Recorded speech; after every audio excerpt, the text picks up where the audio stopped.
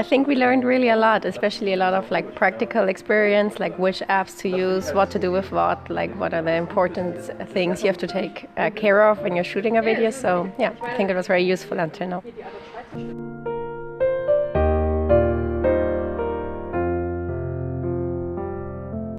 Hi, I've had an iPhone for 2 years now, but in this workshop I realized the true potential of an iPhone, so it was a success. I learned how to use one of these microphones in a video editing software and how to frame things.